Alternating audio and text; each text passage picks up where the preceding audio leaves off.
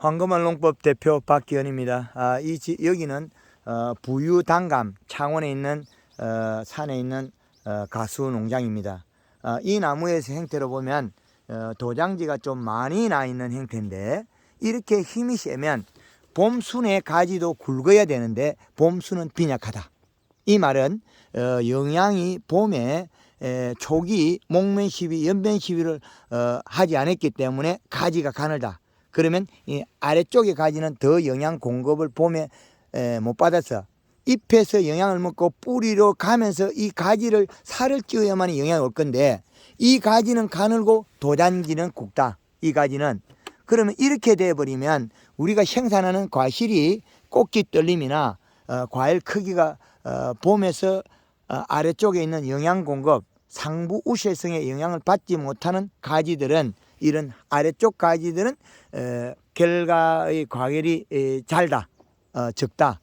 그리고 안에를 보면 이 나무는 결과모지들은 정확히 감을 딴 가지들은 거의 대다수 가늘다.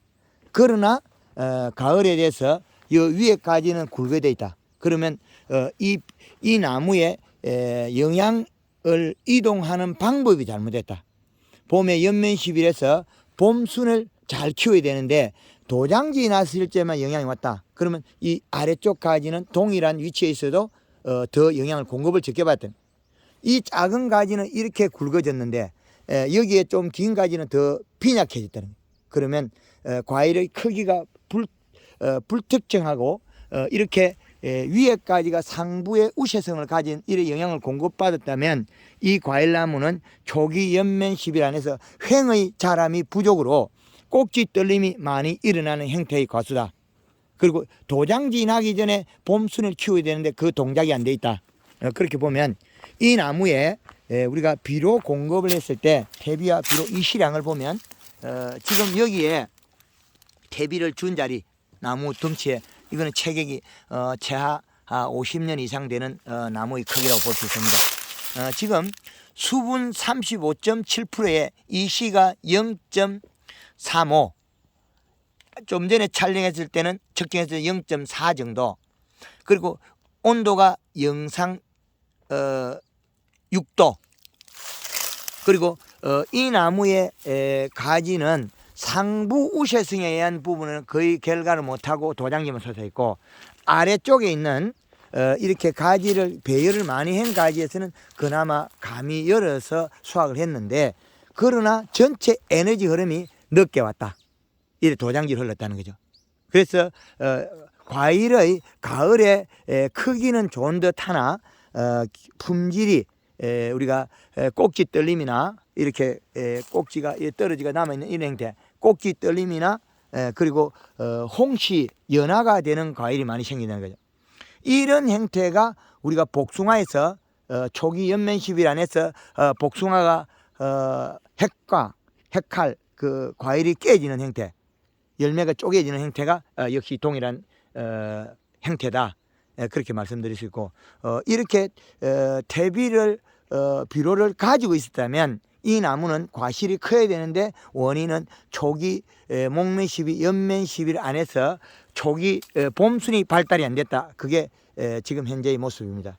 그리고 우리가 가원에서 이런 판단을 잘 하시면, 이거는 비단 단감 뭐 아니고 뭐 사과, 배, 복숭아, 자두 역시 동일한 형태입니다. 그리고 여기에 보면 이 나무도 열매가 많이 열어서 내나 반대편인데, 그럼 이 가지들은 가늘고 위에 가지는 굵어져 있다. 이 한 가지만, 이 가지만.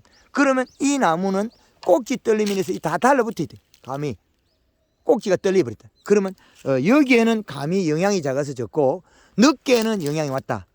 영양을 배열을 잘 못했다. 뿌리를 조기 발달을 시켜서 잎에서 봄순에서 영양이 내려가서 뿌리로 가서 이 봄순의 가지가 붙어있는 자리 살이 쪄야 된다.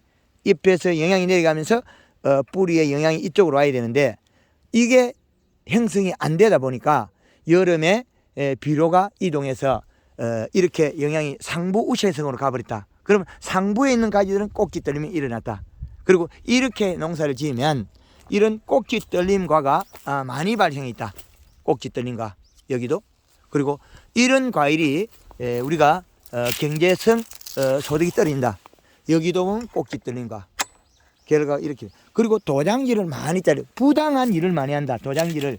비료가 있어도 봄순을 키우면 도장지로 영향이 안 가기 때문에 과실이 크고 고품질을 생산할 건데 그런 우리가 좋은 우리가 그 봄에 봄순을 키우자. 봄순을 키워야만이 가을에 과일이 꼭지 떨림이나 단감에 떨감에 꼭지 떨림, 그리고 사과의 열과 현상, 쪼개짐 현상, 이런 폐단을 막을 수 있고, 복숭아의 핵칼, 그 복숭아 씨가 쪼개지는 형태.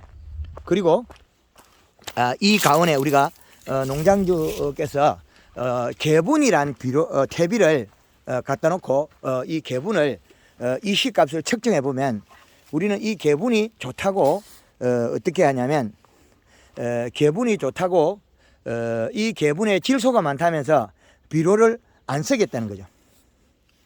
비료를 안 쓰고 용성인비 쓰겠다는데, 개분에 비료가 그리 많은 게 아닙니다. 그러나 이게 착착 다져 가지고 양이 좋을 뿐이지 전반적으로 그 비료가 비료 성분이 많냐면, 영양 성분이 많냐면 그렇진 않습니다. 그래 지금 보면 여기서는 수분 99.9%에 이시가 3.53, 온도 영상 7도 8분. 자, 이 포대기 말고 옆에 있는 포대기를 한번 또 측정해 보겠습니다.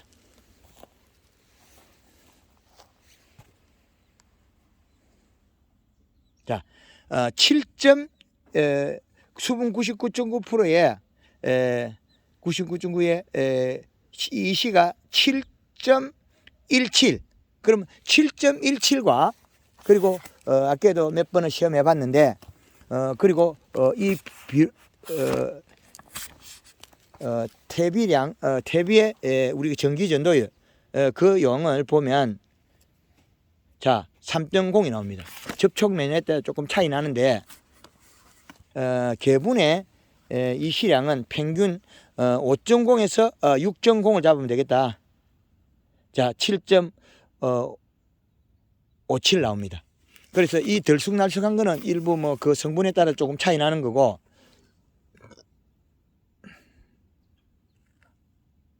자, 요 4.8. 그러면 평균을 잡았을 때 개분의 우리가 이 시값은 5.0에서 6.0 정도 평균을 보면, 우리 일반 퇴비보다 그 0.1 정도 높은 수치, 평균 데이터가 뭐 거기서 조금 차이는 날 수 있습니다. 퇴비 그 따라서. 그리고 이 개분이 이게 용량이 많다는 거죠.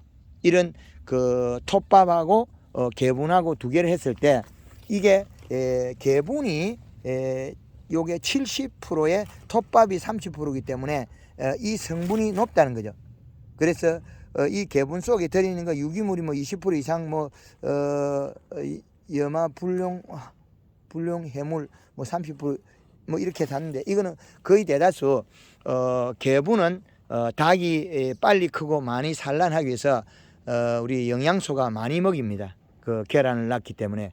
그리고 얘네들이 소금을, 염을 많이 먹어야 된다. 물을 많이 섭취해야 되기 때문에 그런 것도 감안하셔야 된다. 그래서 이 개분을 줬다고 해서 우리가 용성인비만 줘서는 안 된다. 우리가 복합 비료를 같이 시용하는 게 더 유리하다. 그렇게 말씀드리겠습니다.